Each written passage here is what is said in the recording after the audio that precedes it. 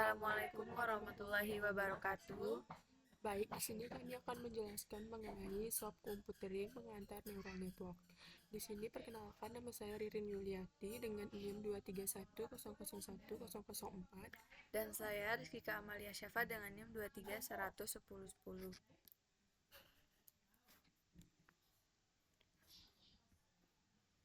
Nah, di sini saya akan menjelaskan apa itu neural networks. Nah, neural networks adalah sistem komputasi yang terinspirasi dari cara kerja otak manusia. Terdiri dari neuron buatan yang saling terhubung dan bekerja sama untuk memproses data, belajar dari pengalaman, dan menghasilkan output. Nah, di sini ada tiga fungsi utama neural networks. Yang pertama di sini ada classification atau klasifikasi, di mana yaitu kita mengelompokkan data ke dalam kategori atau kelas tertentu. Contohnya yaitu mendeteksi apakah email adalah spam atau bukan, mengenali gambar apakah itu kucing atau anjing, mendiagnosis penyakit positif atau negatif. Nah, yang kedua di sini ada prediction atau prediksi, di mana kita memprediksi nilai atau kejadian di masa depan berdasarkan data historis. Contohnya yaitu memprediksi harga saham, memperkirakan cuaca besok, memprediksi penjualan produk bulan depan. Nah, yang ketiga ada clustering atau pengelompokan, mengelompokkan data yang mirip secara otomatis tanpa label sebelumnya. Contohnya yaitu kita mengelompokkan pelanggan berdasarkan perilaku belanja. Segmentasi pasar mengelompokkan berita berdasarkan topik.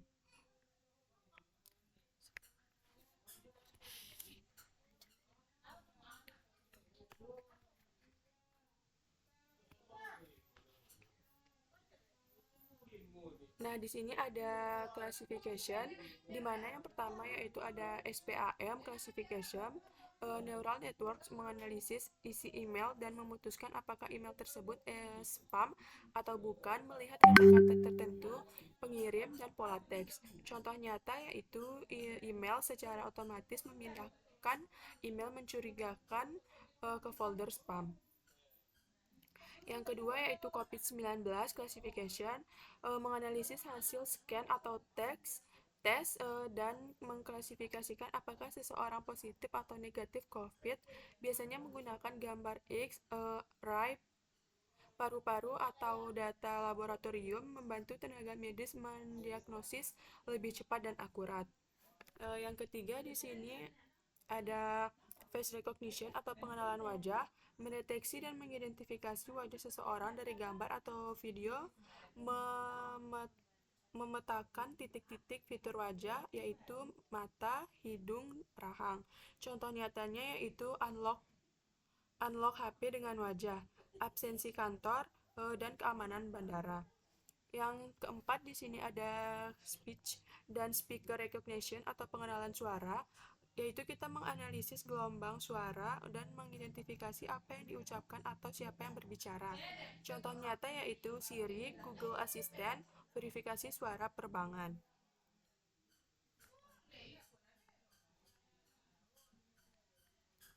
Yang selanjutnya di sini ada jaringan saraf manusia, yaitu ada neural body atau badan sel, pusat kendali sel saraf, menerima dan memproses sinyal dari dendrit, lalu mengandung inti sel atau nukleus.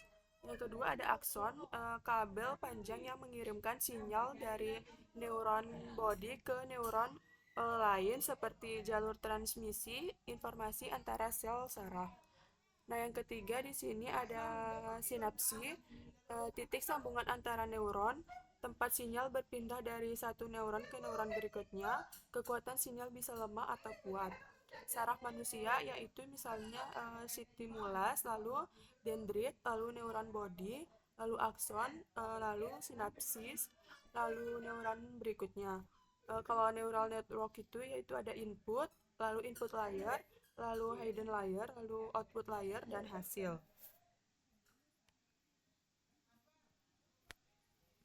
Nah, yang selanjutnya di sini ada cara kerja saraf pada manusia.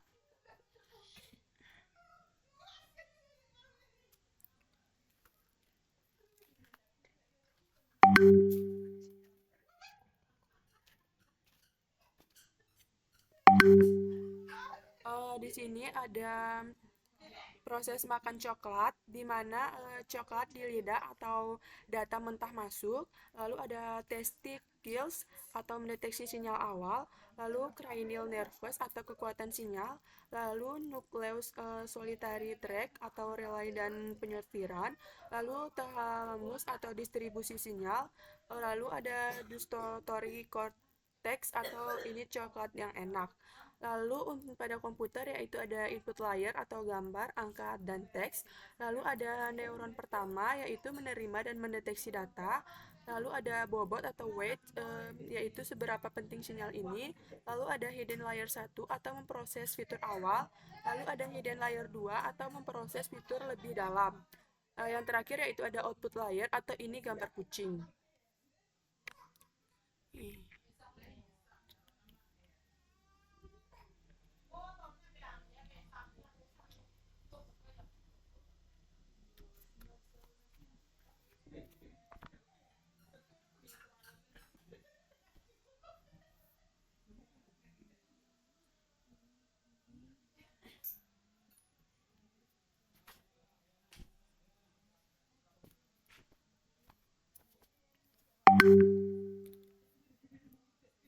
Nah, lalu yang selanjutnya di sini ada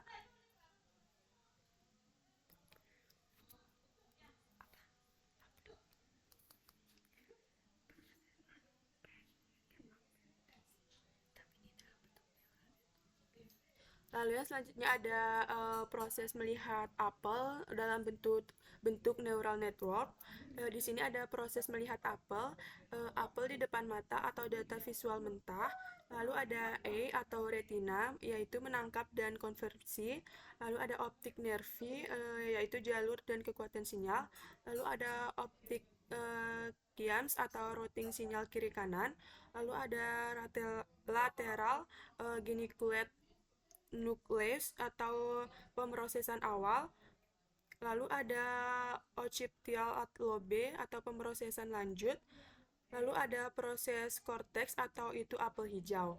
Nah, lalu ada di sini neural network yaitu input layer atau pixel gambar, neuron input atau menerima nilai pixel, lalu ada weight atau bobot atau seberapa penting fitur ini, lalu ada distribusi antar layer atau data mengalir antar neuron, lalu ada hidden layer 1 atau deteksi tepi, warna, bentuk dasar, lalu ada hidden layer 2 atau deteksi fitur kompleks, lalu yang terakhir ada output layer atau ini gambar apel 98% akurat.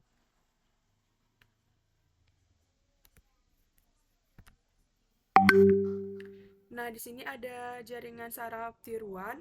Yang pertama di sini ada input layer.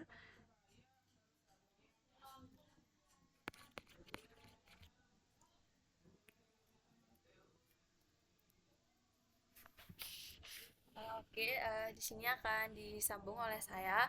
Nah, di dalam jaringan saraf tiruan pada neural network itu ada beberapa layer. Yang pertama itu adalah input layer. Jadi di input layer ini kita itu menerima data masuk, yaitu inputan data misalnya berupa gambar atau apapun.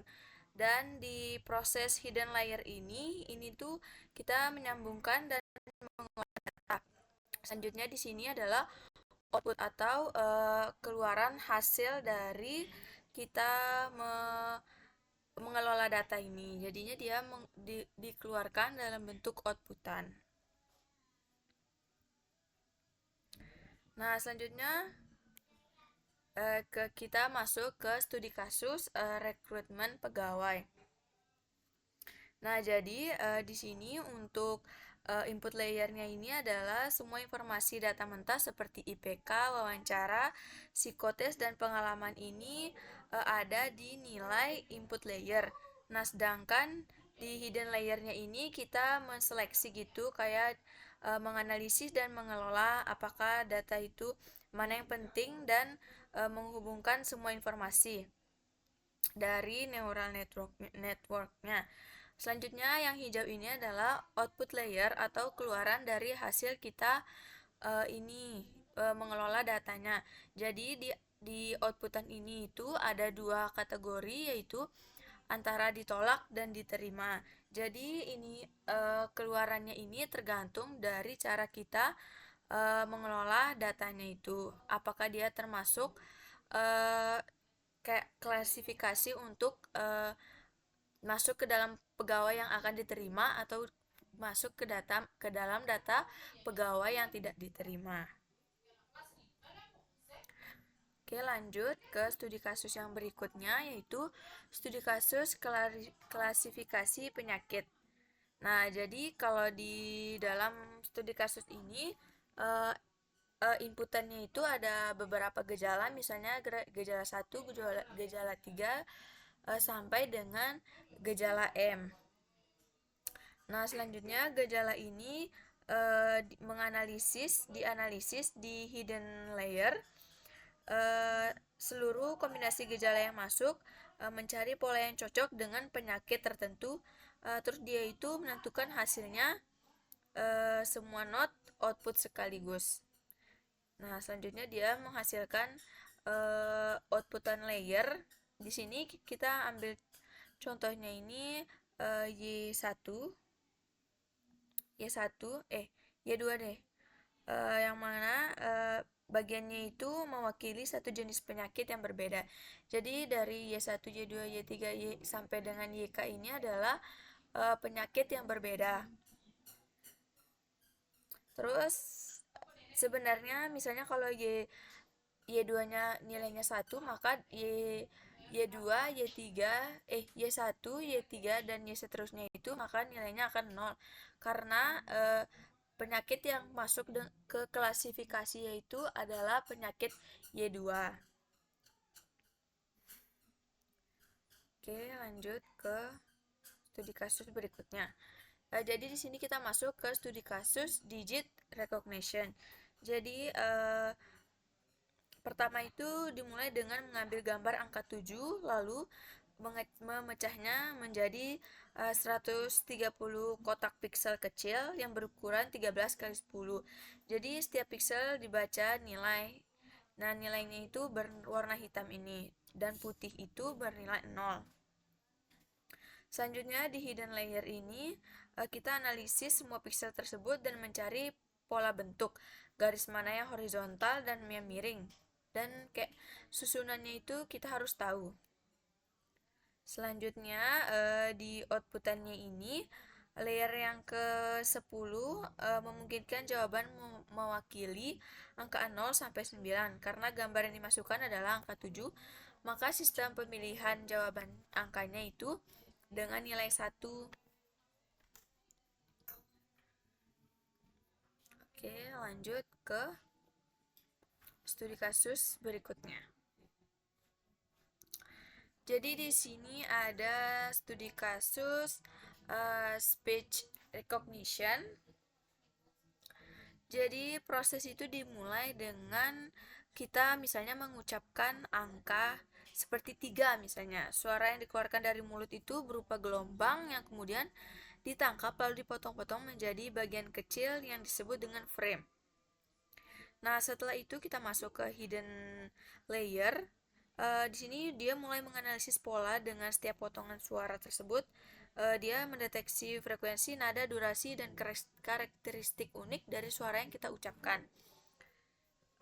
Terus itu kita mengeluarkan output layer yang terdiri dari, di sini ada 10 note yang mewakili dari angka 0 sampai angka 9. Karena suara yang diucapkan adalah angka 3, maka not yang Y3 ini bernilai 1 karena dia yang benar. Jadi not yang lainnya itu bernilai 0.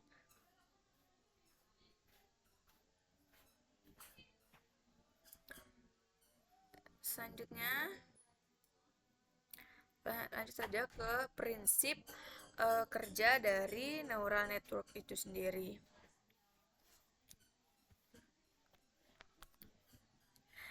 Nah, selanjutnya di sini ada gambar ini tuh kayak melanjutkan penjelasan dari neural network yang sebelumnya. Dengan proses pertamanya itu dimulai dari 2 neuron input X yang bernilai 1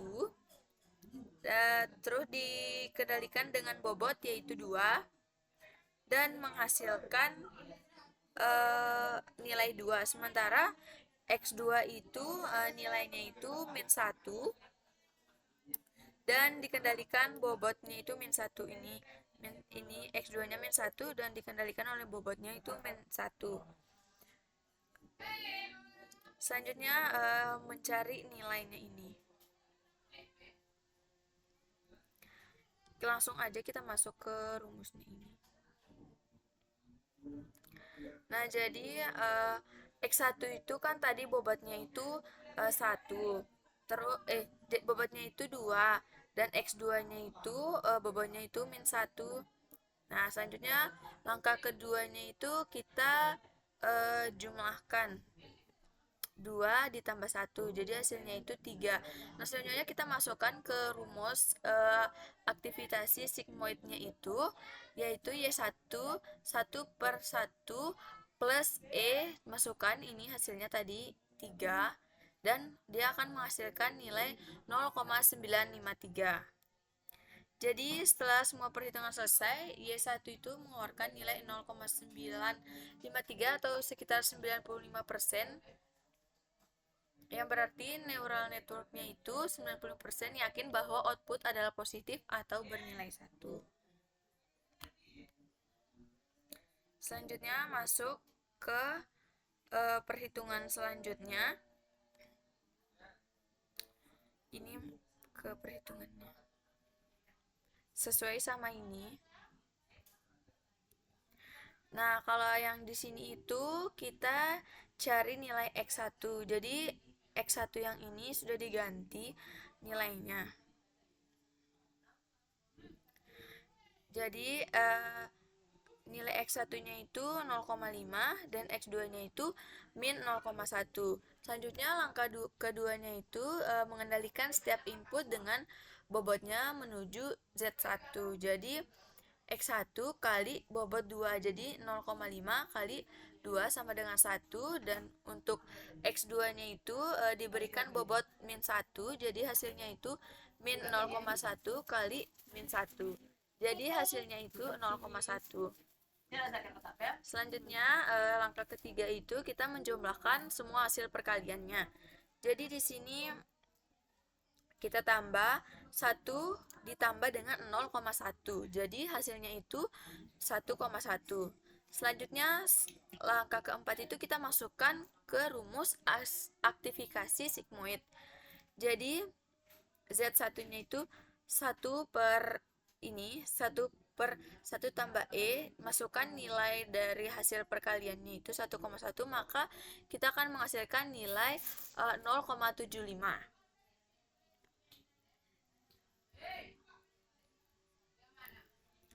Selanjutnya kita masuk ke contoh yang berikutnya.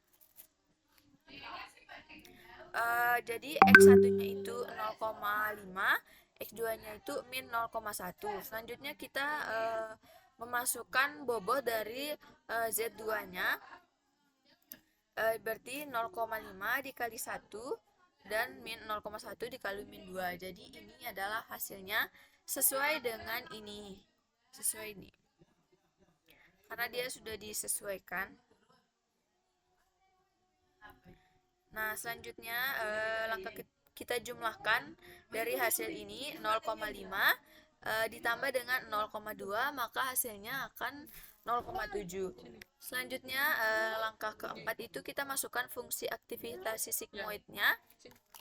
Ini 1 per 1 tambah masukkan nilainya 0,7, maka hasilnya akan 0,67. Nah, selanjutnya kita tentukan nih nilai dari Y1-nya, karena kan kita udah dapat tadi Z1 dengan Z2-nya.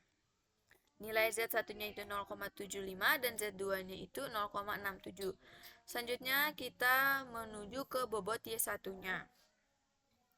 Z1 itu dikali dengan bobot 1 dan hasilnya akan 0,75, dan Z2-nya itu dikali dengan bobot 2, jadi bobot 2-nya itu -2, dan hasilnya 0,67 dikali dengan min 2, maka hasilnya akan menghasilkan 1,34. Jadi langkah ketiganya itu kita menjumlahkan dari hasil perkalian yang kita perkalikan tadi.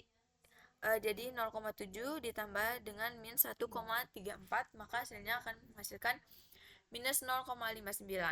Selanjutnya kita masuk ke fungsi aktivitasi sigmoidnya seperti pada gambar ini.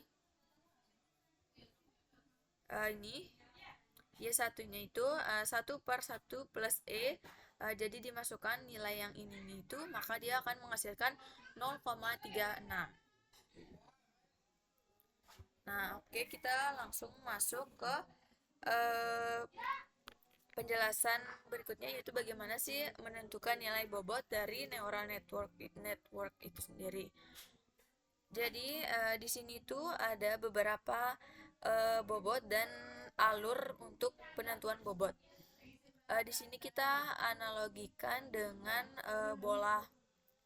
Jadi di sini memasukkan bobot random, selanjutnya kita menghitung output dan mengecek errornya dari output itu, dan kita memperbaiki bobotnya. Selanjutnya kita ulangi cara yang itu dengan cara hitung errornya itu. Selanjutnya kalau sudah kita mendapatkan nilai yang akurat, maka semakin banyak data yang dilatih, juga semakin banyak bobotnya. Nah, selanjutnya kita masuk ke arsitektur dari neural network itu sendiri.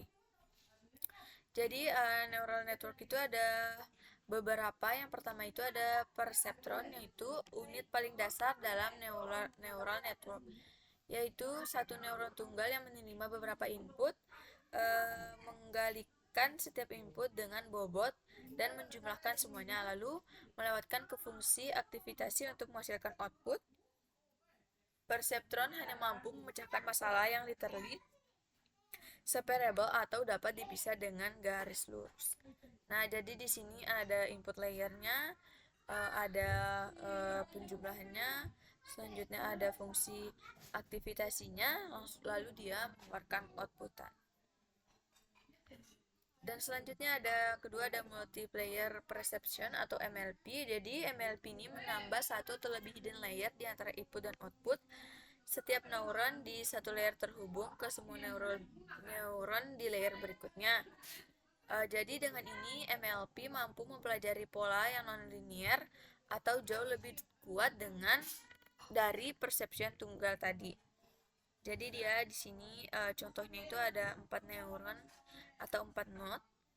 Di sini ada proses inputan, hidden layernya, dan outputan layernya. Di sini beda karena dia enggak menggunakan enggak satu hubungan gitu, enggak tunggal dia. Nah, selanjutnya ada Deep Neural Network atau DNN. Jadi DNN adalah MLP dengan banyak hidden layer, biasanya 3 layer atau lebih.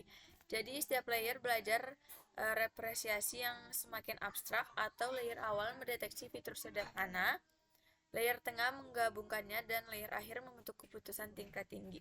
Jadi inilah dia ini contoh penggunaannya.